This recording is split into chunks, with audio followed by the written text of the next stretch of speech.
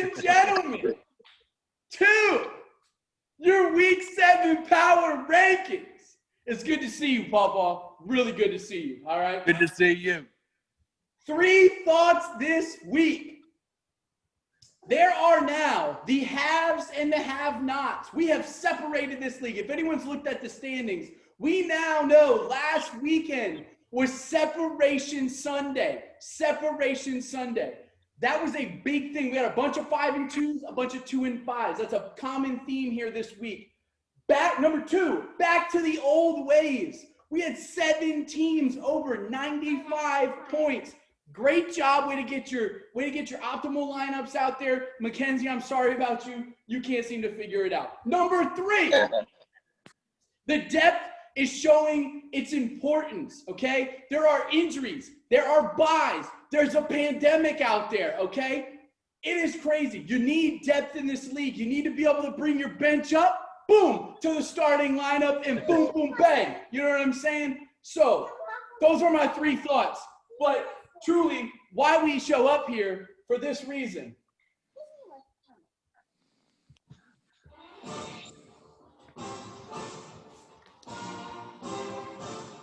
Woo! I love that feeling. Thursday Night Football, Power Rankings, let's get it. Again, Power Rankings back to normal. Roster, points force, and standings. But I'm really leaning heavy on the standings this time because there's so much separation. There are 3 tiers. It's the 5 and 2s. You know who's in there? The people that are 5 and 2.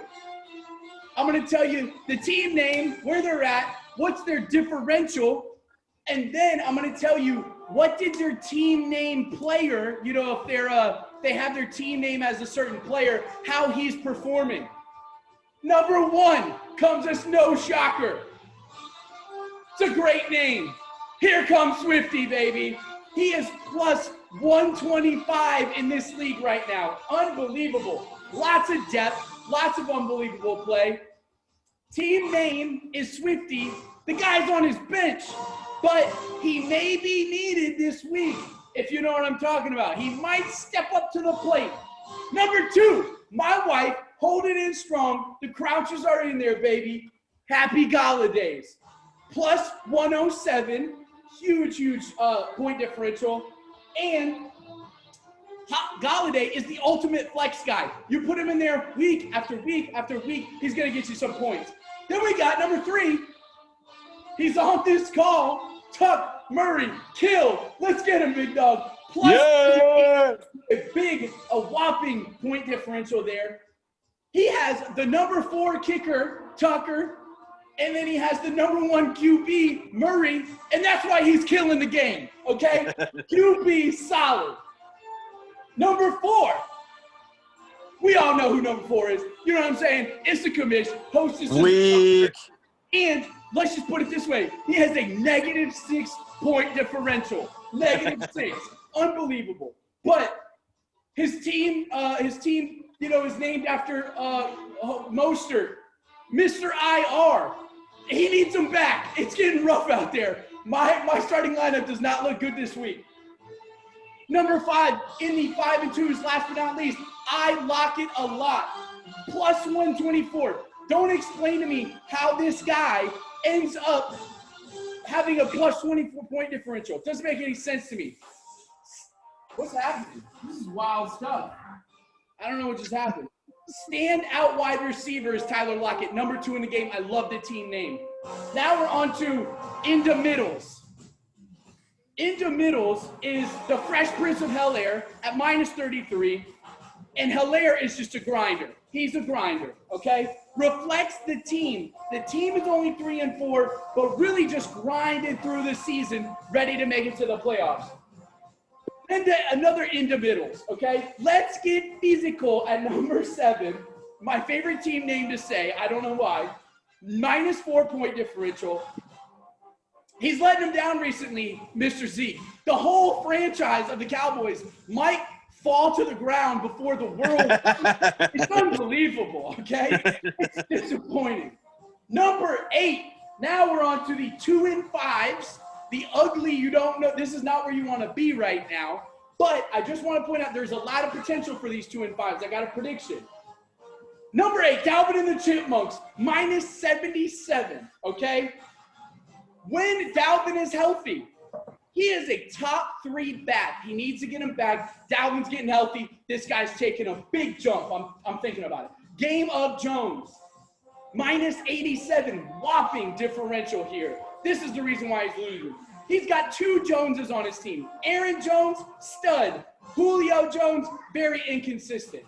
I don't love his team name. Number 10, another team name that I'm a little shaky about, and I'll tell you why in a second. It takes Tua to tango. Number 10 on the power rankings. Minus 54 points in total differential. She abandoned Tua. Abandoned him. Clear out of the womb. Just threw him off to the streets. And then she hears Ryan Fitzpatrick is benched. So who comes back crawling? Hey, baby, take me back in. Tua. And he takes her back in warm because he's a good man. Okay? Except she's not going to even play him. She's got Mr. Hungry Man, Russell Wilson. It's unbelievable, this team, okay? Now we're on to the bottom 2. We cut the music off for the bottom 2. It's just absolutely ridiculous. These 2 teams, I don't even know how they're 2 and 5. They come out of something to still have 2 and 5 record. Minus 83 for Lamargin Call Mackenzie Mummy. He is shopping around. He is wheeling and he is dealing. But he is getting nowhere right now, okay? Doesn't believe in his own team. This is why. They know. They can hear the coach on the sideline talking crap about him. They can hear ownership whispering, we got to take, we got to tank. You know what I mean? And they're not performing up to snuff because of it. He's got to show belief and confidence in his team. Number 12, Kick in the Butker, minus 95 points. Now, there were moments where I believed in this team. Moments. They were slim, okay? But there were moments. When your team name is your kicker, you know you suck, okay? You know, all right? So, we're done with the power rankings. Final thoughts here, final thoughts. I don't believe anyone is truly out of it. I know there's a big separation right now. I do believe those 5 and 2 teams are in very good position. There's a lot of football left to be played, ladies and gentlemen. Okay? I've seen stranger things happen. Okay? I believe a very season-long bold prediction.